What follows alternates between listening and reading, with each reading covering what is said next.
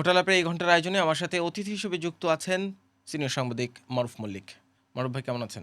জি, ভালো। প্রথমে একটু এই পর্যন্ত যা ফল পাওয়া গেছে সেটি একটু জানিয়ে শুরু করি।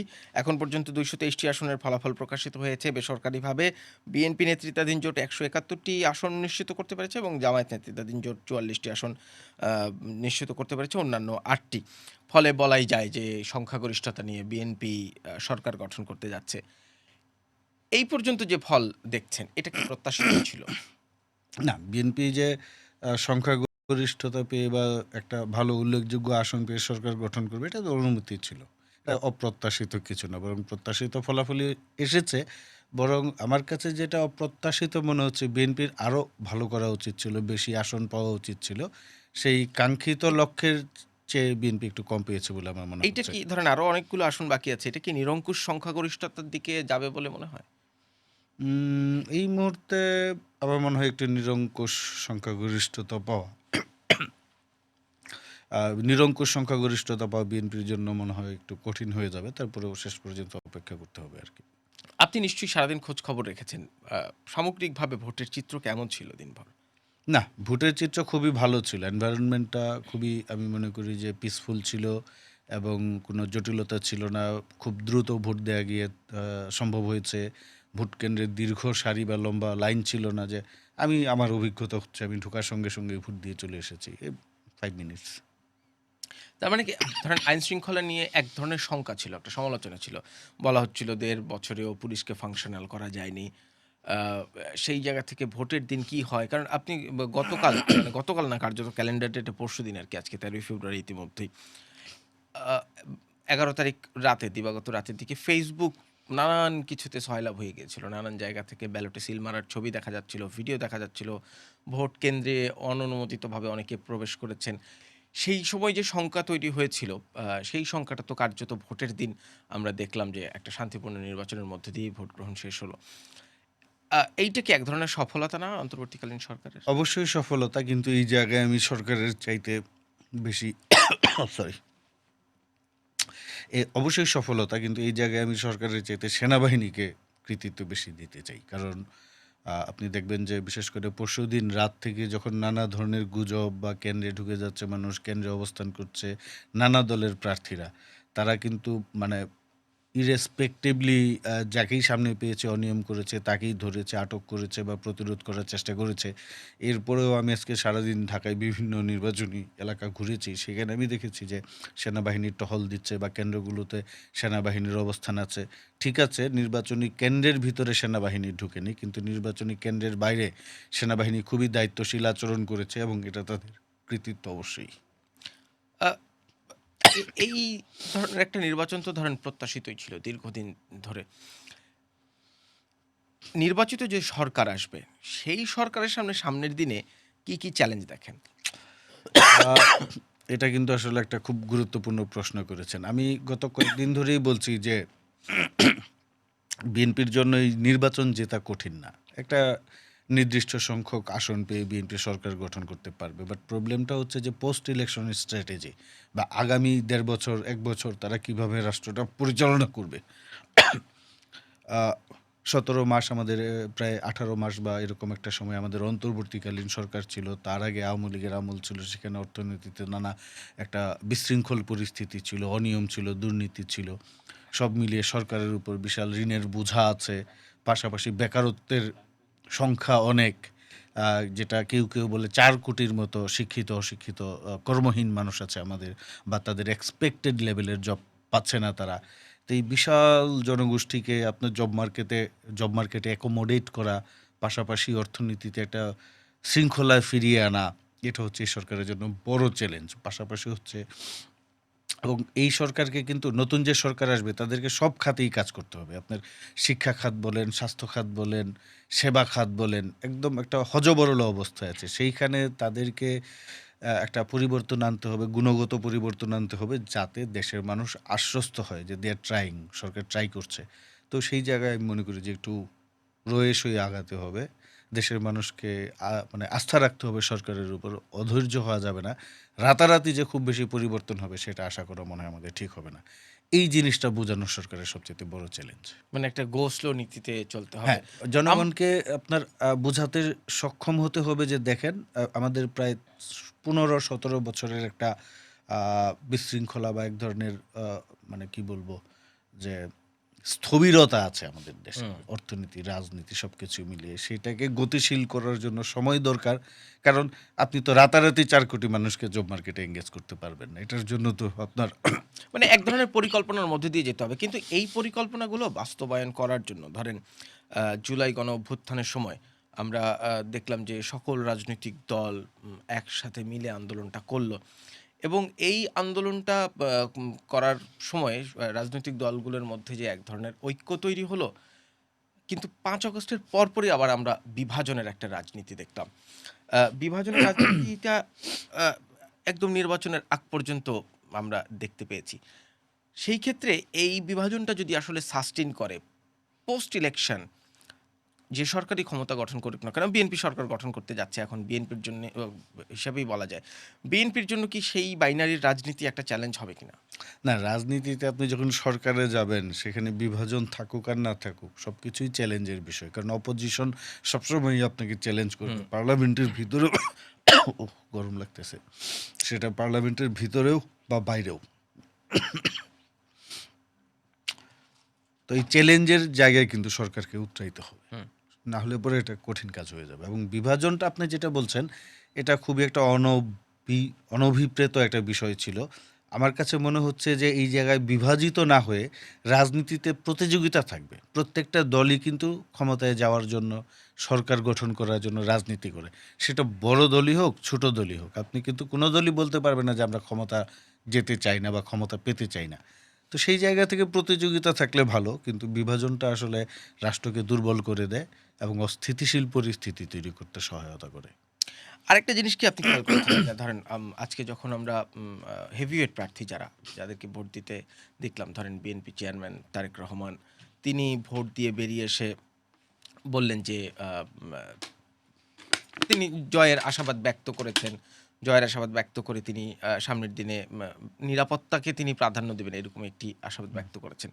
নাহিদ ইসলাম এনসিপির আহ্বায়ক, তিনি ভোট দিয়ে বেরিয়ে তিনি বলেছিলেন, যদিও আমরা জয়ের দ্বারপ্রান্তে, সেটা আসলে সবাই বলে। আ জামায়াত ইসলামের আমির তিনি সুস্পষ্টভাবেই বলেছেন যে ফল যাই হোক না কেন আমরা মেনে নেব, অন্যদেরকেও মেনে নিতে হবে।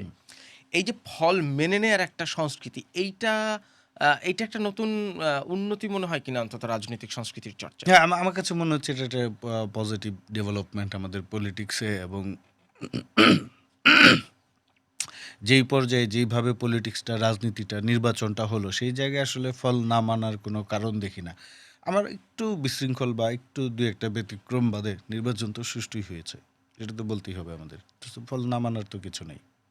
না, কিন্তু ধরেন এর আগেও তো আমরা কিছু টার্ম শুনতাম। সূক্ষ্ম কারচুপি, স্থূল কারচুপি, এবং মানে নির্বাচন সুষ্ঠু হওয়ার পরও শুধুমাত্র বিরোধিতার জন্য বিরোধিতা করা।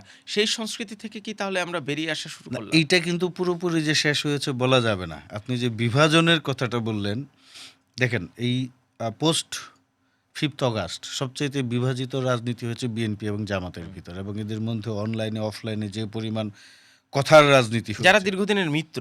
এটাই বলতে চাচ্ছিলাম, তারা কিন্তু দীর্ঘদিনের মিত্র। তারপরেও তাদের মধ্যে এতটা বাকযুদ্ধ হয়েছে যেটা কিন্তু আমরা আসলে পোস্ট অগাস্ট পলিটিক্সে আমরা সেটা এক্সপেক্ট করি না, আশা করি না। এই কারণে যে আমরা মনে করেছিলাম যে তারাও বলেছে নতুন বন্দোবস্ত, নতুন দিনের রাজনীতি শুরু করবেন। কিন্তু আমরা কিন্তু ঘুরে ফিরে সেই পুরোনো দিনের রাজনীতির একটা ধারা লক্ষ্য করছি। এবং এই জায়গায় আমি বলব যে বিএনপি অনেক সংযত আচরণ করেছে। বিএনপির যারা রাজনৈতিক প্রতিপক্ষ আছে তারাই বরং আগ বাড়িয়ে মানে অনেকটা উদ্দেশ্যপ্রণোদিতভাবে বিএনপির দিকে ঢিল ছুঁড়েছে, যেন পাল্টা ঢিল তাদের দিকেও আসে। তাহলে হয়তোবা তারা মনে করেছে এতে তারা রাজনীতিতে প্রাসঙ্গিক থাকবে বা রাজনীতি জমজমাট হবে। রাজনীতি নানাভাবেই প্রাসঙ্গিক করা যায়, জমজমাট করা যায়। কিন্তু এই কথার যুদ্ধ বা দোষারোপের যে রাজনীতি, একটা প্রসঙ্গে আমি বলতে পারি, দেখবেন যে বা এই ৫ই আগস্টের পরে সবার আগে জামায়াতের আমির উনি বলেছেন যে আওয়ামী লীগকে মাফ করে দিলাম। কিন্তু সবচাইতে বেশি দোষ দেয়া হয়েছে বিএনপিকে, যে বিএনপি আওয়ামী লীগকে পুনর্বাসনের চেষ্টা করছে, এই করছে, সেই করছে। আওয়ামী লীগ নিয়ে বিএনপির পজিশনটা ছিল কি, যে আওয়ামী লীগকে যদি নিষিদ্ধ করতে হয় বা কোনো কারণে তাদেরকে বিরুদ্ধে শাস্তিমূলক ব্যবস্থা নিতে হয়, সেটা জনগণ নিবে। জনগণ মানে নির্বাচন হবে, নির্বাচনের পরে আপনি আদালতে বা আইনি প্রক্রিয়ার মাধ্যমে হবে। কিন্তু যেটা নির্বাহী আদেশে যেটা আওয়ামী লীগকে নিষিদ্ধ করা হয়েছে, এটা অনেকেই বাহবা নেওয়ার চেষ্টা করছেন যে আমরা আওয়ামী লীগকে নিষিদ্ধ করেছি। কিন্তু এটা কতটুকু টেকসই হবে সেটা নিয়ে তো প্রশ্ন থেকে যায়। কারণ জামাতকেও তো আওয়ামী লীগ নির্বাহী আদেশে নিষিদ্ধ করেছিল। এখন তো জামাত শক্তভাবে রাজনীতিতে অবস্থান করছে। এই প্রসঙ্গটাই আমি আসবো। তার আগে একটু জানতে চাই, আপনি নিশ্চয়ই অসংখ্য মানুষের সাথে আজকে কথা হয়েছে, সারাদিনে আপনি খোঁজ খবর রেখেছেন। সংসদ নির্বাচনের ভোট দেওয়া আর গণভোট ২ টার প্রতি কি সমান আগ্রহ দেখেছেন? উম, এটা ঠিক পুরোপুরি বলা যাবে না। তবে মানুষ যারা ভোট কেন্দ্রে গিয়েছেন, এরকম হয় নাই যে উনি পার্লামেন্ট নির্বাচনে ভোট দিয়েছেন, গণভোটে ভোট দেন নাই। দুটোই দিয়েছে শেষ পর্যন্ত। কিন্তু গণভোট নিয়ে খুব বেশি আলাপ বা কথাবার্তা ছিল না। এটা তো বলতেই হয়। আমি আজকে ঢাকায় বিভিন্ন জায়গায় ঘুরেছি, বিভিন্ন মানুষের সঙ্গে কথা বলছি। সবাই খালি আলাপ করছে কে জিতবে, কে হারবে। আমি গণভোটকে আলোচনায় দেখি নাই। মানে এই ভোটটা আলোচনায় থাকার কথা ছিল না? মানে যেহেতু এই সরকারের একটা বড় ম্যান্ডেট সংস্কার এবং গণভোটেও হ্যাঁ জয়যুক্ত হতে যাচ্ছে এখন পর্যন্ত যা ফল। ফলে জুলাই সনদ বাস্তবায়নের একটা বাধ্যবাধকতা তো পরবর্তী নির্বাচিত সরকারের থাকবে। মানুষের যদি আগ্রহই না থাকে, সংসদ নির্বাচনে ভোট দিতে গিয়ে যদি বাই ডিফল্ট গণভোটটা দেয়া হয় এবং তার মাধ্যমে যদি হ্যাঁ জয়যুক্ত হয়, এইটার হয়তো লিগ্যাল অ্যাসপেক্টে লেজিটিমেসি থাকবে, কিন্তু নৈতিকভাবে সেটা লেজিটিমেসি নিয়ে কিংবা এটার বাস্তবায়ন প্রক্রিয়া নিয়ে কোনো রকম শঙ্কার পরিবেশ তৈরি হতে পারে কিনা? শঙ্কা পরিবেশ না, এটা নিয়ে এখানে আমি ২ টা ভাগে আলোচনাটা করছি। ১ম টা হচ্ছে গণভোটটা কিন্তু আগে পরেও হতে পারত। নির্বাচনের পরেও হতে পারত। গণভোটটা আমাদের উপর চাপিয়ে দেয়া হয়েছে। কারণ যেহেতু এই সংস্কারটাকে মানুষ আসলে পছন্দ করছে না বলে আমার মনে হচ্ছে। সংস্কারের নামে একটা মূলা আমাদের ধরায় দেওয়া হইছে। এখানে বলা হচ্ছে এই হবে, সেই হবে। কিন্তু বাস্তবে কতটুকু সংস্কার হবে আমি সন্দিহান। আমি মনে হয় আপনার প্রোগ্রামেও এর আগে হুম, একদিন হুম। বলে গিয়েছিলাম যে এখানে আসলে পাওয়ার ডিসেন্ট্রালাইজেশন হয়নি। কনসেনট্রেটেড পাওয়ার কিছু মানুষের মধ্যে ভাগাভাগি হবে, পলিটিক্যাল এলিটদের মধ্যে। তো এইটা আসলে সাধারণ মানুষের মধ্যে নাড়া দেয় নাই। তো নাড়া যেহেতু দেয় নাই, এটা সরকার বুঝতে পেরেছে যে তাহলে এটা কিভাবে মানুষকে গিলানো যায়। সেই গিলানো হয়েছে যে পার্লামেন্ট ইলেকশনের সঙ্গে এটাকে জুড়ে দেওয়া হয়েছে। ধরেন আমি ভোট দিতে গিয়েছি। আমাকে একটা ব্যালটের সঙ্গে আরেকটা ব্যালট ধরাই দিছে। সো আমি তো আসলে একটা ভোট দিয়ে দিছি। এরকম একটা বিষয়। তো এই যে এটা নিয়ে একটা বিষয় আমি যেটা বললাম যে চাপিয়ে দেওয়া হয়েছে। আর সেকেন্ড যে আপনি কোয়েশ্চেনটা ছিল যে ফার্দার কোনো জটিলতা তৈরি হয় কিনা? অবশ্যই তৈরি হবে। কারণ বিএনপি তো নোট অফ ডিসেন্ট দিয়েছে। আবার সরকার সেগুলো সহ সনদ ধরাই দিছে বিএনপির হাতে। বিএনপি তো বলেছে যে আমাদের সঙ্গে চিট করা হয়েছে। চিট বা প্রতারণা শব্দটা ব্যবহার করেছে বিএনপি। তাহলে তারা যে প্রতারিত হলো, এখন পার্লামেন্টে তো বিএনপির একক সংখ্যাগরিষ্ঠতা হয়ে গিয়েছে। যদি কোনো কারণে নিরঙ্কুশ সংখ্যাগরিষ্ঠতা পেয়ে যায় বিএনপি, তাহলে বিএনপি তো ওটা আসলে তার যে অবস্থান সেই জায়গায় যদি রিজিড হয়ে যায়, বিএনপি যদিও সংস্কারের প্রশ্নে অনেকটা ফ্লেক্সিবল ছিল, সর্বোচ্চ ছাড় দিয়েছে, কিন্তু এনসিপি জামাতের মতো যদি রিজিড হয়ে যায় তাহলে তো রাজনীতিতে এক ধরনের জটিলতা বা অস্থিরতা তৈরি হতে পারে বলে আমি মনে করি। তবে আমি মনে করি যে সংস্কারের উদ্দেশ্যটা আসলে ভালো ছিল না। আ মানে একটু ব্যাখ্যা করবেন কেন উদ্দেশ্য ভালো ছিল না বলছেন? কারণ অন্তর্বর্তীকালীন সরকারের তো একটা টপ ম্যান্ডেট ছিল সংস্কার করা। সেটা কি সংস্কারের প্রক্রিয়া নিয়ে প্রশ্ন তুলছেন? সংস্কারের প্রথম যেই যুক্তিটা তারা দেয় বলে যে একটু এসি ছাড়া যাবে, হুম। গরম লাগতেছে, গরমে পানি খেলে হবে না, গরমে কাশ ওঠে। ওকে, আচ্ছা, কি যেন আলাপ ছিল? মানে সংস্কারের প্রক্রিয়া। কোন প্রসঙ্গে যেন আলাপ করছিল? মানে এই সংস্কারটা যেইভাবে এগিয়ে যাচ্ছে, পরবর্তীতে যদি বিএনপি ধরেন নিরঙ্কুশ সংখ্যাগরিষ্ঠতা পায়, তারা তো নিজের অবস্থানে কি রিজিড থাকলে এই সংস্কারগুলো আবার ভেস্তে যেতে পারে? না, সংস্কার তো ধরেন আহ, যেটা বলছিলাম যে এটা একটা আমাদের উপর চাপায় দেওয়া চাপিয়ে দেওয়া হয়েছে বা হচ্ছে। মূলা ধরায় দেওয়া হয়েছে। এইখানে যে সমস্যাটা হচ্ছে, সংস্কারের সবচেয়ে বেশি যেটা বলা হইতো যে আমরা আর চাই যেন ফেসিবাদ ফিরে না আসে, তাই আমরা সংস্কার করছি। পৃথিবীতে কোনো দেশে আইন করে ফেসিবাদ আটকানো যায় না। আপনি আইন করে অভ্যুত্থান আটকাইতে পারবেন না। হুম। আমরা শেখ হাসিনার বিরুদ্ধে যে গণ অভ্যুত্থানটা করেছি, এটা কি আইন মেনে হয়েছে? আইন মেনে কিন্তু গণ আন্দোলন, গণ অভ্যুত্থান, যত পলিটিক্যাল চেঞ্জ হয় পৃথিবীতে, weather it is positive or negative, সেগুলা কিন্তু আইন মেনে হয় না। এখন পজিটিভ কিছু কিছু পরিবর্তন আইন মেনে হতে পারে, সেটা যদি ল মেক করা বা নতুন পলিসি মেক করা। কিন্তু ৫ই আগস্ট তো একটা পজিটিভ চেঞ্জ বাংলাদেশের জন্য। কিন্তু সেটা তো আমরা সংবিধান মেনে বা আইন মেনে, শেখ হাসিনার যে আইন ছিল আইন কানুন মেনে তো আর করিনি। আমরা সেই আইনকে প্রত্যাখ্যান করেছি, করে মাঠে নেমে আন্দোলন করে শেখ হাসিনাকে পালাতে বাধ্য করেছি। তাইলে পরে ঐতিহাসিকভাবে এটা প্রমাণিত যে আপনি ঐতিহাসিকভাবে এটা প্রমাণিত যে আপনি আইন করে আসলে ফেসিবাদ আটকাতে পারবেন না। অথচ আমাদের সংস্কারের শুরুতেই বলা হয়েছে যে আমরা আইন করছি মানে এই ফেসিবাদ আটকানোর জন্য। এটা তো বিশাল এক শুভঙ্করের ফাঁকি। যেহেতু আমরা ফেসিবাদটাকে এক্সপেরিয়েন্সড করেছি রিসেন্টলি, সেই জন্য এই ফেসিবাদের জুজু বা ভূত দেখিয়ে আমাদের যেন ফেসিবাদ আর ফিরে না আসে এই কথা বলে সংস্কারের নামে কিছু বস্তা পচা প্রস্তাব আমাদের ঘাড়ে চাপিয়ে দেওয়া হয়েছে।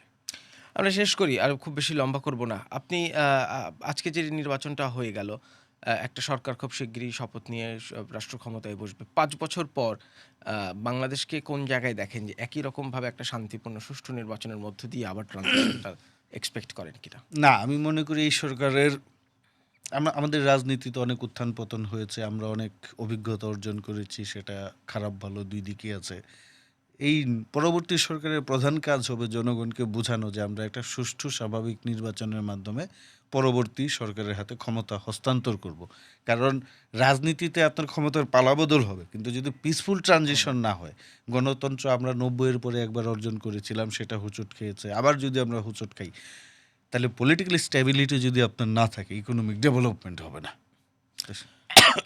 মারুফুলকে আপনাকে অনেক ধন্যবাদ আমাদের আজকের ভোটালাপে যুক্ত হওয়ার জন্য। আমরাও প্রত্যাশা করি বাংলাদেশ সেই দিকে এগিয়ে যাবে এবং স্থিতিশীলতা অর্জনের মধ্য দিয়ে যে কাঙ্ক্ষিত বাংলাদেশ আমরা প্রত্যাশা করি, সেই বাংলাদেশের দিকে যাবো। আপনাকে অনেক ধন্যবাদ আমাদের এই আয়োজনে যুক্ত হওয়ার ধন্যবাদ জন্য। আপনাকে। কথা বলছিলাম সিনিয়র সাংবাদিক মারুফ মল্লিকের সাথে। ভোটালাপ 2026-এর এই ঘন্টার আয়োজন থেকে এই মুহূর্তে বিদায় নিচ্ছি। ধন্যবাদ সবাইকে সাথে থাকার জন্য।